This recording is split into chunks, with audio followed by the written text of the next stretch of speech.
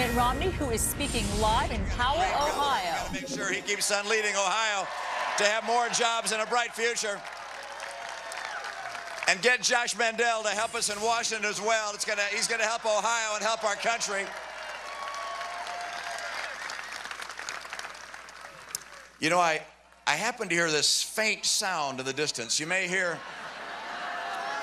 and it actually reminds me a bit of the president's address 4 years ago speaking to the convention in Denver, because, you know, he was speaking in front of those Greek columns, remember that? And this is kind of like the Greek chorus in the background.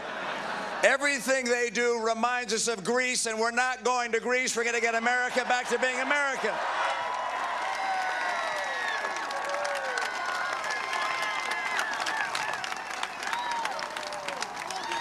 You know, I happened to pull out his speech last night. I'm not kidding. I pulled out his speech that he gave in Denver. It's really a brilliant speech. He says marvelous things. He just hasn't done them. My guess is that a few weeks from now, he'll be speaking at the Bank of America Arena. He won't call it that. He'll be in Charlotte, and he probably won't put Greek columns up behind him. He won't want to remind us of that either. But he will have all sorts of promises to offer again.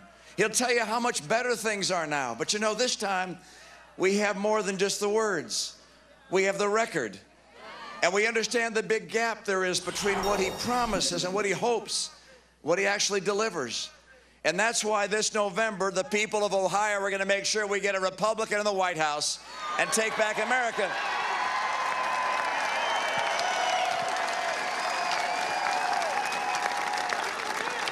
Now, interesting, like in his speech, the first thing he said was that he measures progress differently than do people like us.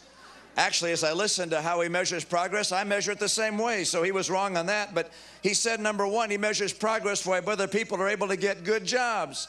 But under this president, 23 million Americans are out of work or stopped looking for work or can only get part-time jobs. It's a travesty. He said he would do one thing, he did another. We're going to put in place someone who actually knows how to get the job done.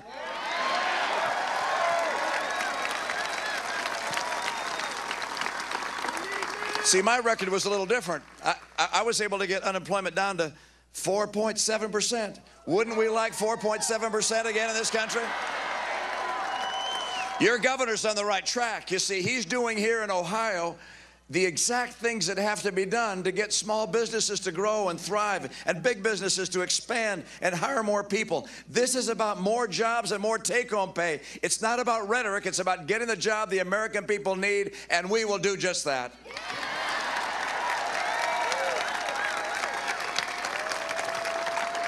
He also said he'd measure progress by whether incomes were going up or incomes are going down.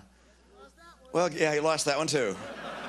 Guess what's happened over the last 3.5 years? Just as Paul indicated, incomes in America for the average family have dropped by $4,000. With the median income in this nation of about $50,000, a $4,000 reduction is enormous. And think about costs for gasoline and utilities and food and health care. He also said, by the way, he'd bring down the cost of health insurance this year by $2,500 per family. Have you seen that? No. No, as a matter of fact, the average family has seen health insurance prices go up by $2,000 and $500 a family. This is a president who says one thing and can't deliver. It's finally time to get a president who can do what he actually says he'll do.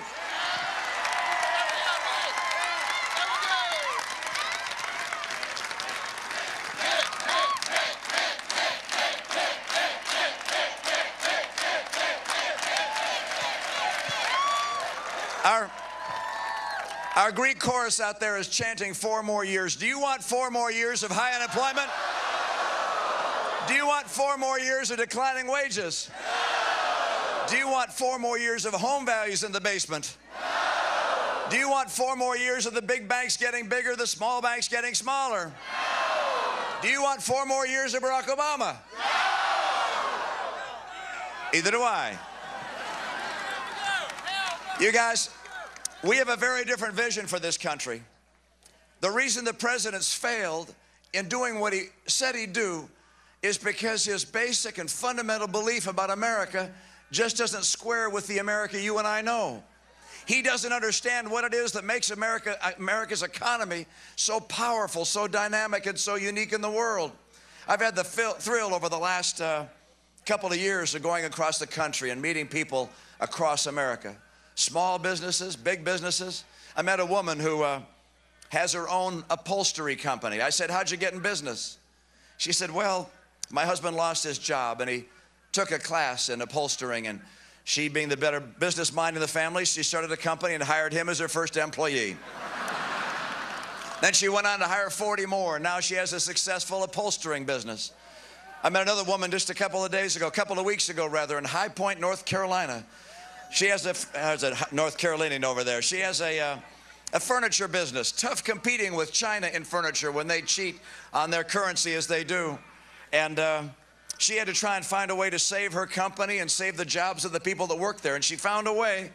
She makes a very special kind of furniture, hospital waiting room furniture, and now she dominates that. And by focusing on something so narrow, she's been able to keep her business together and her employees together. By the way, just a word to the women entrepreneurs out there. If we become president and vice president, we want to speak to you. We want to help you. Women in this country are more likely to start businesses than men. Women need our help.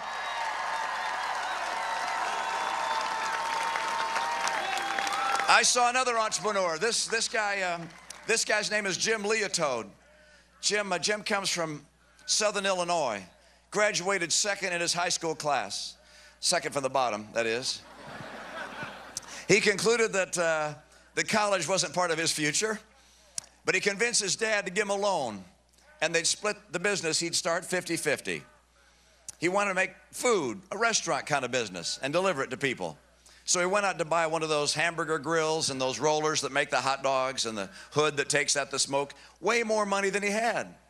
The only thing he could do with the money he had was make sandwiches. So he set up some tables in a garage and made sandwiches and delivered the sandwiches to people at work.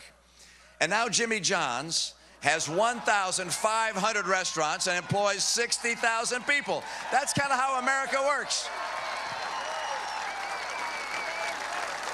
You see, it's individuals like those, well, Melanie McNamara, she was the woman in High Point, North Carolina, and Jimmy John. It's people like that who take risk, who work hard, who start businesses, who hire other people. These individuals in this country, we celebrate them. We acknowledge their achievement. We love their success. We don't attack success in America, and we will never apologize for success abroad.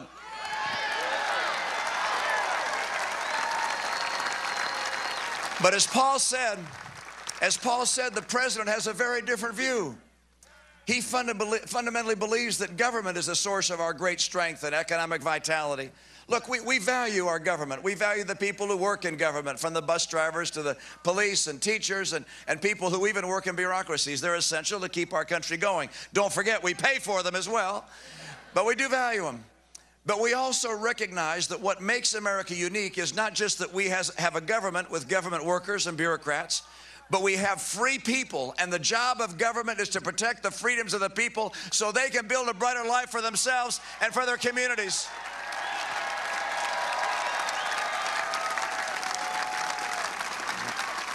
When the founders wrote that Declaration of Independence and said that the Creator gave us our rights, they were both inspired and brilliant in my view, and those rights included life and liberty and the pursuit of happiness.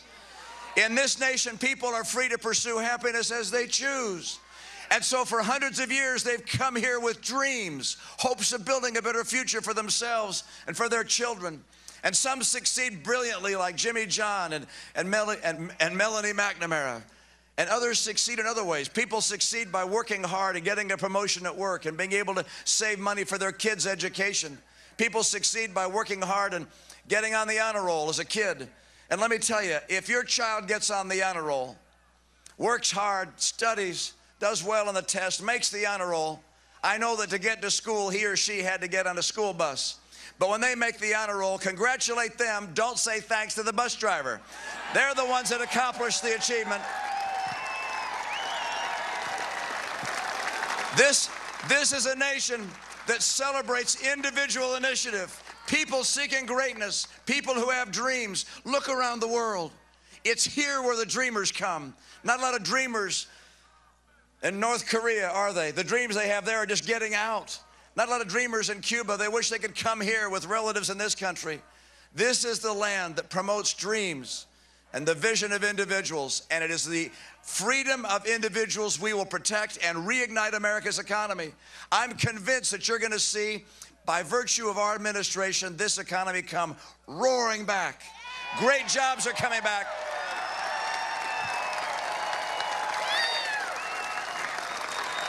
There are 5 things.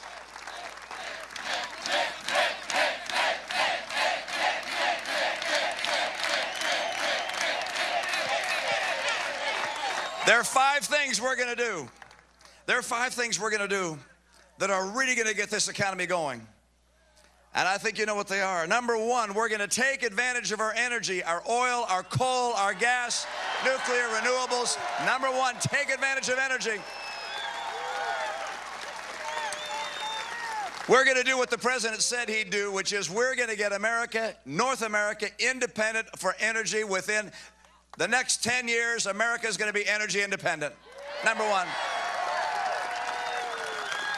Number 2, we need to make sure that our workers have the skills they need to succeed and that our kids are given the skills that will allow them to succeed. It is inexcusable in the nation that invented public education to have our kids performing in the bottom quartile.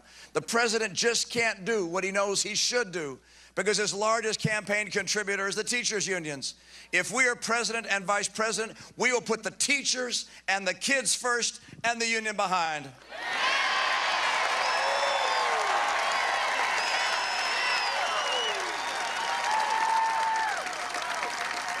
There's a third thing. Number 3, we're going to take advantage of trade and make trade work for America. We're productive. We can compete with anyone in the world successfully. I want to open up new markets, particularly in places like Latin America where there's a growing middle class. It's a huge opportunity for us. We speak the language. We're in the same time zone.